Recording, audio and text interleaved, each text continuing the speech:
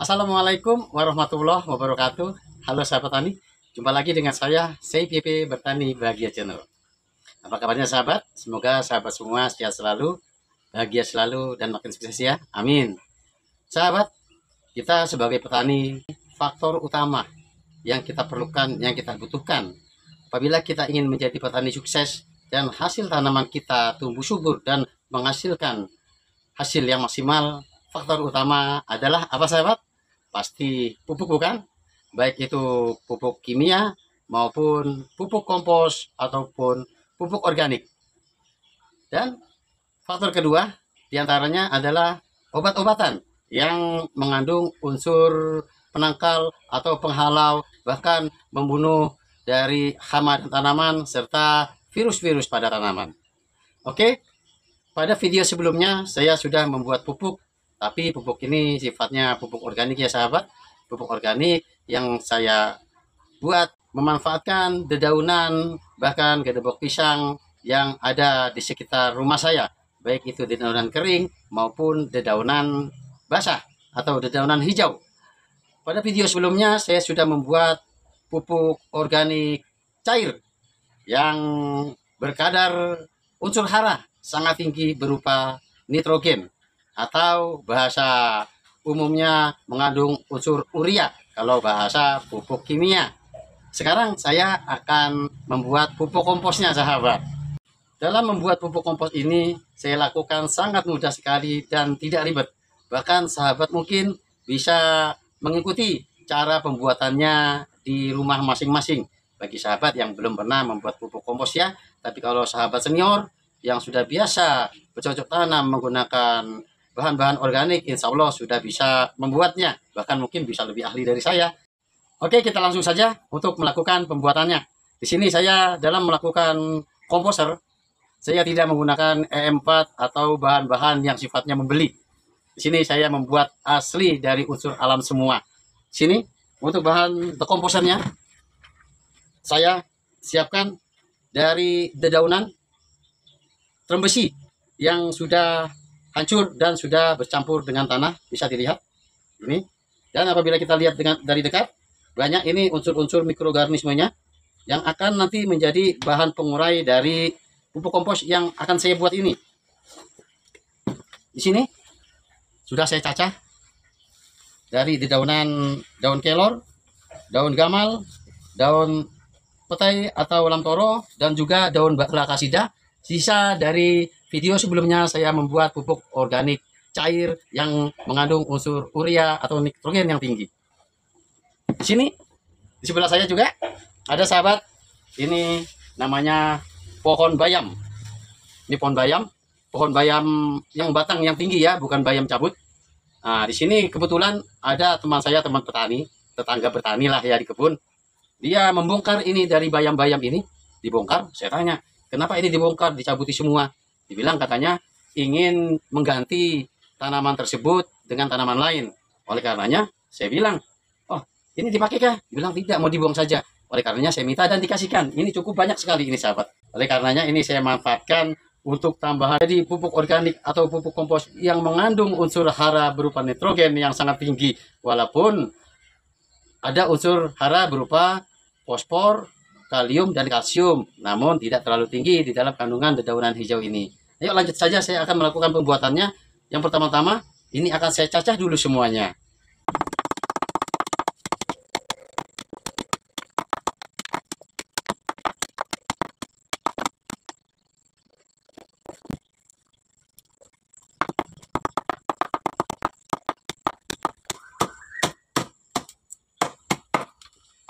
Oke, sudah selesai dilakukan pencacahan. Sedangkan untuk batang-batang kerasnya tidak usah dimasukkan sahabat ya. Tidak usah digabungkan nanti karena akan membuat batang-batang itu lambat untuk terkomposisi. Oke, di sini sudah saya siapkan tempat pengkomposan berupa drum plastik yang sudah saya potong. Dan di sini juga ada kompos yang sudah saya buat kurang lebih 1 minggu yang lalu. Awalnya penuh dalam 1 karung, tapi sekarang sudah menyusut tinggal setengah karung. Oleh karenanya akan saya masukkan ke dalam karung ini juga dan sisanya saya masukkan ke dalam drum. Nanti akan saya sampaikan min dan plusnya, baik buruknya, kelebihannya antara dua tempat ini. Oke, pertama-tama saya masukkan dulu ke dalam karung ini ya. Saya akan penuhkan di dalam karung dulu. Ini bisa dilihat kompos yang saya buat baru 1 minggu. Ini campuran bahan kuhe kambing dan juga kedebok pisang. Sudah mulai menghitam dan sudah mulai terkomposisi. Padahal baru 1 minggu sahabat ya. Oleh karenanya akan saya tambahkan dengan dedaunan ini. Dalam menambahkan dedaunan ini juga akan saya susun bertahap dengan menggunakan mikroorganisme yang berasal dari alam. Akan saya buat penuh. Selanjutnya secara berlapis ditutup oleh mikroorganisme yang dari alam yang berupa dedaunan yang sudah lapuk dan sudah hancur. Oke, dilanjut.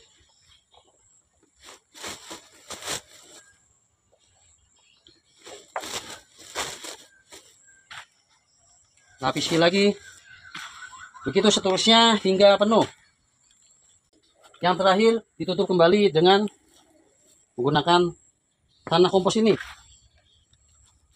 Tutup merata seperti demikian. Selanjutnya diikat.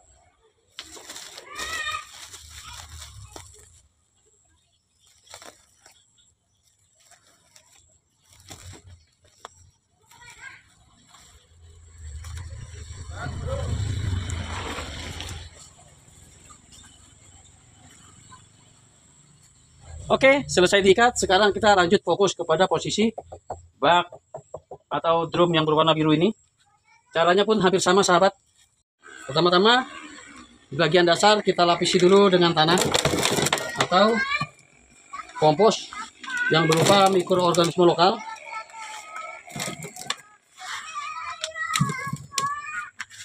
Oke, selanjutnya kita masukkan dari dedaunan ini. Karena dedaunan ini tinggal sedikit, jadi untuk yang berada di tong ini saya memberi contoh saja ya, karena akan saya lanjutkan di hari kemudian untuk hingga penuh dari bak ini atau drum ini. Lanjut kita lapisi.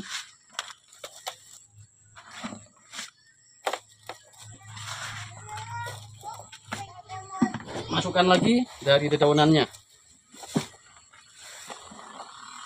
Oke, masukkan semua ini.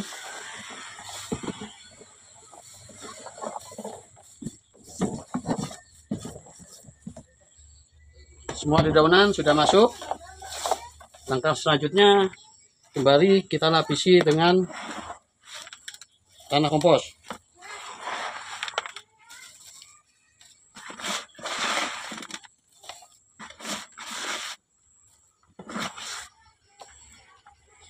Karena dedaunannya atau bahan untuk membuat komposnya sudah habis, jadi di sini saya hanya bisa menyampaikan sampai sini dulu.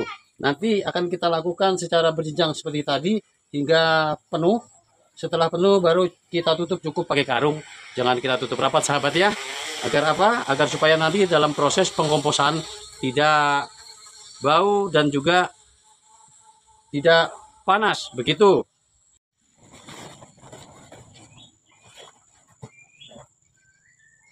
Demikian tadi cara mudah sekali bukan sahabat kita membuat kompos tanpa modal, tanpa uang sepeser pun. Silakan sahabat membuat seperti ini. Oh iya, sebelum saya menutup video ini, kembali saya jelaskan kalimat awal saya tadi ya. Ada kelebihan dan kekurangan dari kita membuat kompos menggunakan bak tertutup atau drum seperti ini dengan menggunakan karung. Kelebihannya, kalau kita membuat kompos menggunakan bak seperti ini untuk pembusukan atau komposer atau mengkomposisi atau membuat pupuk kompos menjadi cepat halus, lebih cepat menggunakan bak. Sedangkan di posisi karung akan sedikit lambat. Begitu juga sebaliknya. Perbedaan untuk kekurangannya, kalau kita menggunakan bak, apalagi bak ini seperti saya, tidak saya bolong-bolongi di bawahnya, dia nanti hasil dari pengkomposannya akan sedikit becek. Oleh karenanya untuk mengeringkan harus kita keringkan atau kita masukkan kembali ke dalam karung. Begitu. Beda dengan yang kita masukkan atau kita melakukan pengkomposan menggunakan karung. Dia walaupun lambat tapi dengan serta-merta nanti hasilnya akan menjadi kering. Perbedaannya, kelebihan dan kekurangannya hanya itu. Terima kasih sahabat, semoga video ini bermanfaat ya. Bagi sahabat sebagai petani, jangan pusing-pusing. Seperti semboyan saya IPP Bertani Bahagia Channel. Kalau petani jangan pusing, kita harus bahagia.